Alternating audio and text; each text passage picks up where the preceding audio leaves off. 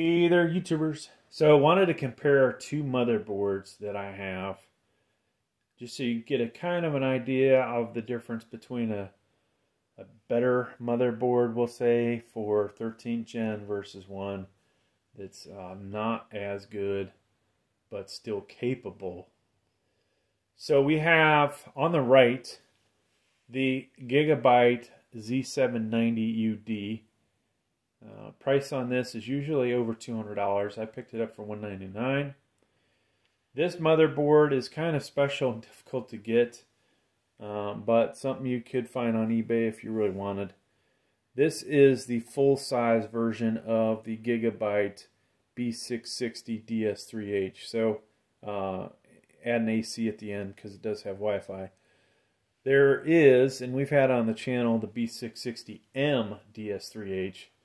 So does not obviously have the same length to this, right? It's much shorter than this. You know, micro ATX basically is that long, right? So you lose some of the PCIe connectors. Now, right out of the box, this guy's going to work with 13th gen, at least every CPU that's out there, to include all the 12th gen, including the i9-12900KS.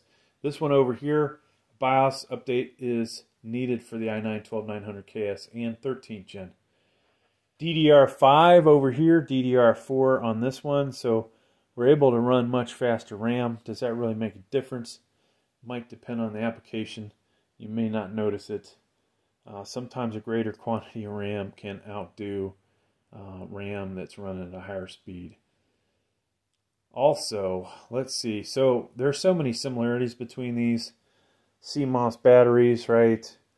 Both of these have a BIOS update capability, so you do not need to have a CPU installed, and there's actually tape covering this. CPU, GPU, or RAM to update the BIOS. There's a dedicated BIOS USB on both of these, and then there is this button, okay? They both also have the ability to reset the CMOS, basically reset the BIOS. So if you were to put in too high a speed for your RAM, you're overclocking it too high, you can reset that easy enough. So lots of PCIe's on these, right? This has 5 full size, which is amazing. This one has 4. And 2 of the smaller ones. Now, there are people that may need something like this.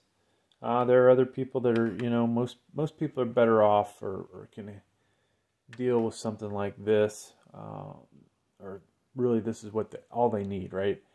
You need a spot for your big graphics card. Maybe you might have a secondary graphics card. I don't know too many people that actually do besides me that have multiple cards in computers. But obviously there are people that do that. This one, you know, allows, if your Wi-Fi died on this, you could add a Wi-Fi card, or if you need additional USB 3.0s. So a lot of other stuff you can do with these in those slots. Now, M.2s, we have the ability to have 3 M.2s over here, where this one is limited to just 2, so that might for some people that might stink. Not that big a deal, and I'm talking about these things in case you don't know what I'm talking about. Now, probably the biggest difference between these folks is gonna be up in this area. Well, really it's this area, right? So we said PCIe 5.0, PCIe 4.0. DDR4 RAM, DDR5, but then also notice the power stages, the VRMs, and the heatsink difference between these. And it's kind of hard to see what's underneath the heatsinks, but this is massive, and this is all you get over here, okay? CPU power connector, only a 1x8. So they really don't, you know, expect you to run an i9-13900KS on that.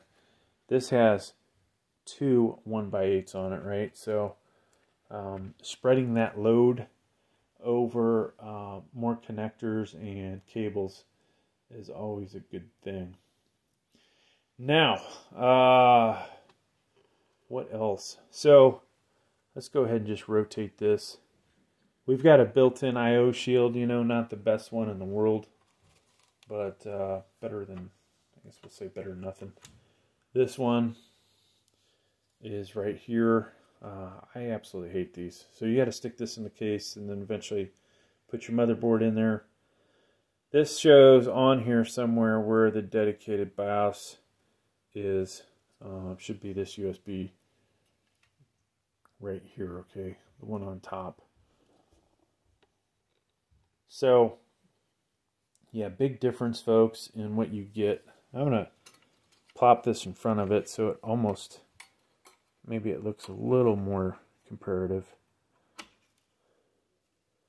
If that'll stay. Alright, so it sort of stays.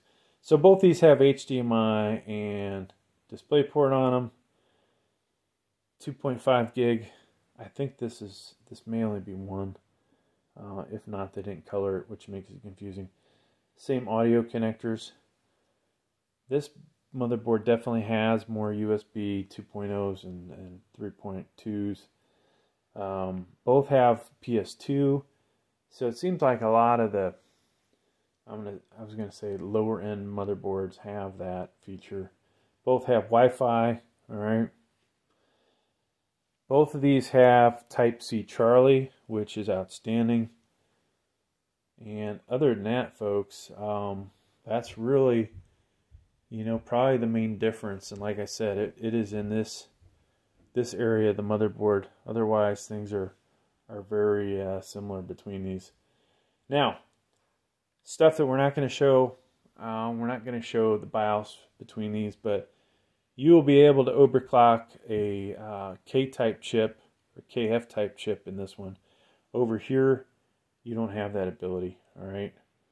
Both these support overclocking RAM, but this one has much higher speeds, and this is lower. This is something that's better for, say, an i5-12400 than spending all the money on that one. Even an i7-12700. If I was going to buy a i9-12900, or any of the K-type chips, I would suggest something like that. All right. Thanks for checking out the video. Please like, please subscribe. Thank you.